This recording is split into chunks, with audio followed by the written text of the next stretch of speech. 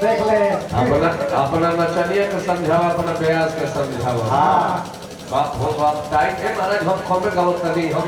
ज्यादा ना गई, हम कम गई। घंटा तू ज्यादा है मतलब बराबर पैसा ले बोलो कमे गाई में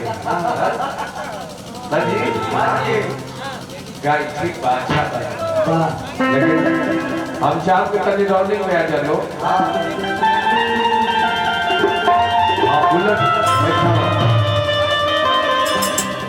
बड़ी अच्छा माहौल बा। हमने क्या कुंदन भैया के ससुराली में मानी जा। अब तनी चाचा लोग तनी शांति कराएंगे। उठ के बैठल बन दे। हमने पूरा बिरल बत सुत बोलो। गौरव बिरल बा गौरव। हाँ तनी बैठे के बाद गान नहीं सुने के। अच्छा लगता ये दरवाजा पे आके। ये भाई दुगुला हमारा से बात हमारा पर खिसियाए के चाहिए। हम सामने वाला भाई के डांटो नहीं है ना।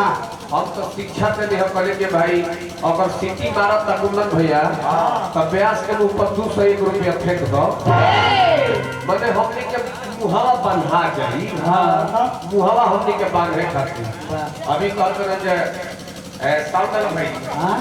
तारा से साउंड लेके समहरा तो तुहार मेहरारू के तारा से समहरा अल्लाह ना छोड़ भाई हटाओ। साउंड वाला भाई के मेहरारू समहरा तो होई कि ना सब रही। अच्छा ये तो कहती है राहुल मेहरारू लोग बस में भी है। भाग महाराज धर्मेंद्र जी मेहरारू ही कि हाथी ही अरे बहुत ही हमारा हमारा मुकेश जी के जहिया मिला के कुंदन भैया वो बेचारी ये गुद्दे देखिए सारा लोग के खाना दिया ना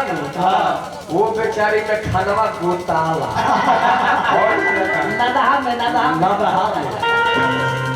ले बीती मेरा के कर हुआ हो बाप हो बहुत बड़ा तनी आओ रनिंग में। हां तनी झोंकी चाहो अरे कहला तो ये महाराज बाप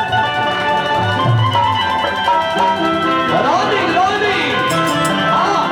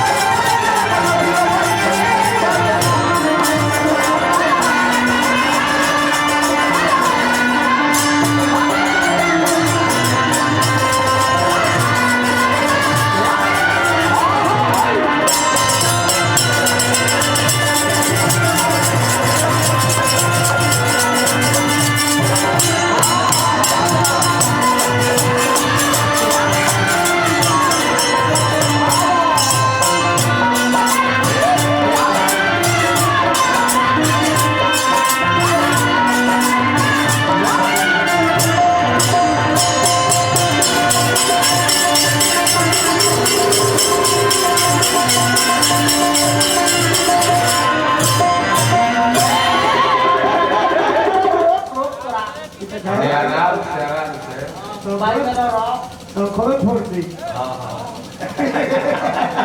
आराम से सब है अच्छा लगता गरीबन उपस्थित करनी सब है। आ गीत संगीत के मने बाबा ये है ये चाहिए अच्छा लगता शांति व्यवस्था के तना बा ना जी। ये शांति व्यवस्था देख के शांति का गाँव नहीं शुरू हो गए कर नहीं अच्छा लगता रोज तो करकराहट होते बा कम से कम आज हमनी के गौनाई तक आई है ना जी मुकेश जी कहते नहीं जे बाबा बाप रे बाप 2-2.5 घंटा मैंने हमारा बुझात में कि घड़ी हो कि घोड़ा हो मैंने कितना फास्ट चलता मैंने 40 मिनट में 2.5 घंटा में अंतर ना होला और टाइम देखिए टाइम ऐसे दिया जाला हमने के बाबा आई रहे हम कहने के 30 से 35 मिनट 40 मिनट गौ नहीं गावे के बाद तो सुमिरन में कोनो बंधिक ना रहेला ना सुमिरन बंदना हमरा बुझाता कि 3 गो रवा गौनी है तो 3 गो हम बहुत गौनी हो और आधा घंटा लेक्चर भइल ह कुंदन भैया ई ओकरा के गिनती में यहां के बैठे रहो तो फ्री में यहां का बोल देते हैं खाली गाना गाओ तनी 5-10 मिनट के तो ओकर टाइम बस ध्यान दे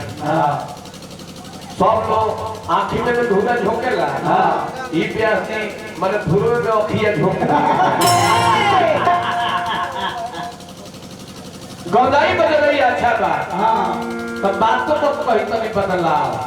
देखिए तू एक जना यही के मारे भाग कइला छोड़ के भाग आ के कही बतिया एक कही गीतिया रोज तू अढ़ाई सरवर मुक्ता कर दिया एक कही आ फिर देखत ने के ना होखे लगी तो फिर ई दूसरा जगह चल गया सब सेटिंग करा देबे तो तनी बेल के तनी लेवल उठे गाना बजाना चाय चले आराम से चले सब लोग चाय चला देबे वाह तनी बेल के उठाओ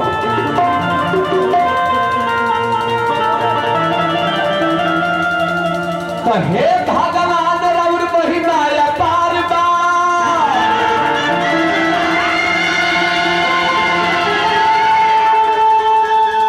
हमनी के बेरी का हथेली लगाइला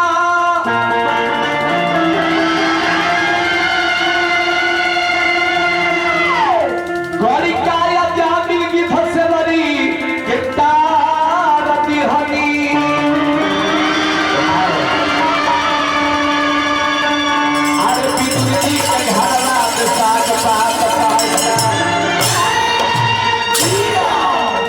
तो भक्त सुदामा जी के क्षण में उबार दी हमी द्रौपदी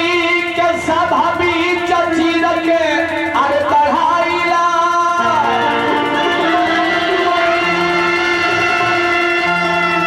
कहता दीवानी अरे लाचारी पर ध्यान देती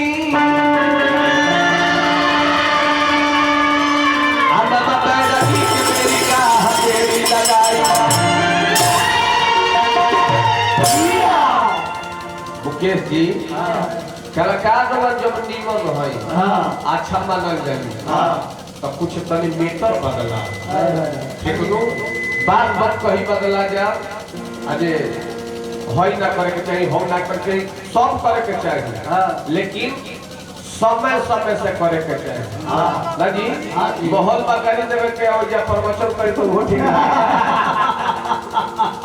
हां सब समय समय से बदला जाला अब एक हमारे अच्छा बात ना रहला कहते नहीं जो अभिषेक बाबा प्रवचन कहते हैं हम प्रवचन करे वाला नहीं सही हमारा प्रवचन सुने होगा तो उनका से सुनिए हां तो YouTube खोल लो हां हमार कितना प्रवचन आवेला लेकिन हम मुहे ब्यास हई जैसन श्रोता देखी ले जैसन व्यास देखी ले ओकरा अनुकूल हम गौनाई गाई ई धर्म का कहत बचवा महाराज के हमनी के हिंदू धर्म हो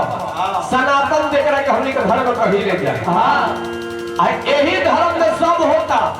अत्याचार होता दुराचार होता पपाचार होता कुंदन भैया आ सब हमने के देखत नहीं जा रास्ता घाट में बलात्कार होता लेकिन आखी देखत नहीं जा लेकिन पावर नहीं क्यों करे के हमने के रोक दी जा एगो गीत हमरा मन पर गइल हमार गुलाब दादा लिखले रहे तनी खड़ा हो जे होने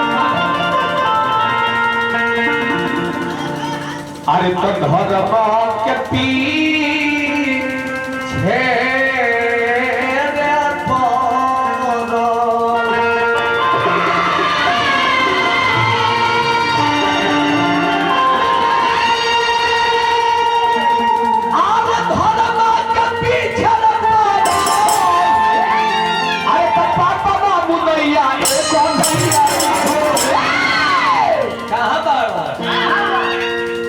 अत्याचार होता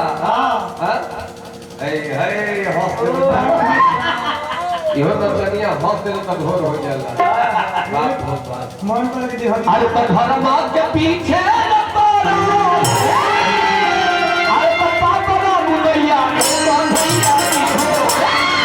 ए बबुआ अरे तो खावा ना तो तू मतिया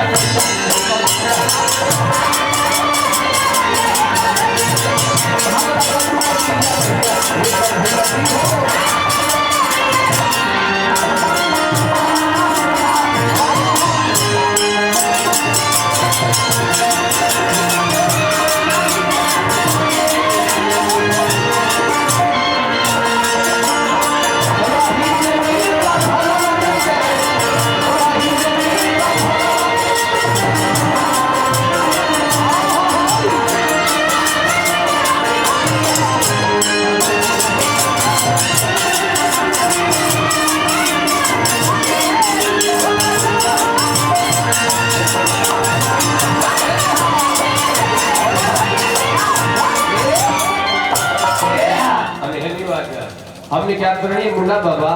100 रुपया का पुरस्कार मिले बानी चरण में नमन कोई आशीर्वाद के कम नहीं है रही बबुआ धर्म के पीछे पड़ो पापावा मुदैया कन्हैया जी हो आ भावना तो दुबतिया नैया कन्हैया जी हो काहे हम कहनी हो काहे पहले में अगर में अंतर हो जाता कि नहीं पहले के गाना बजाना में पहले के खाना पाना में अंतर मुन्ना बाबा हो जाता है पहले के गाना रहो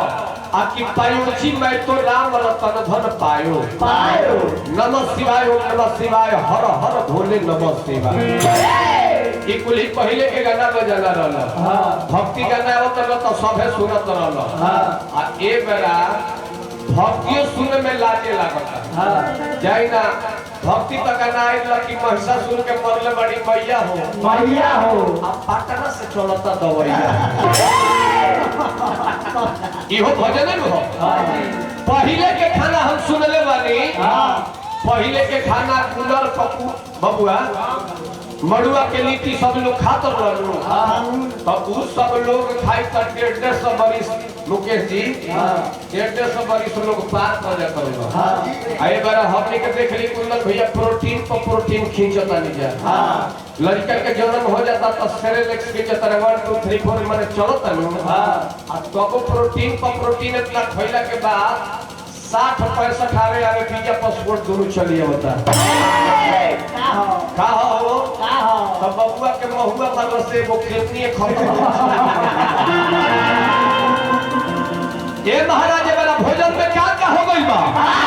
कनी खड़ा हो जाई हो अरे तब भोजन में प्रसाद मीट मछली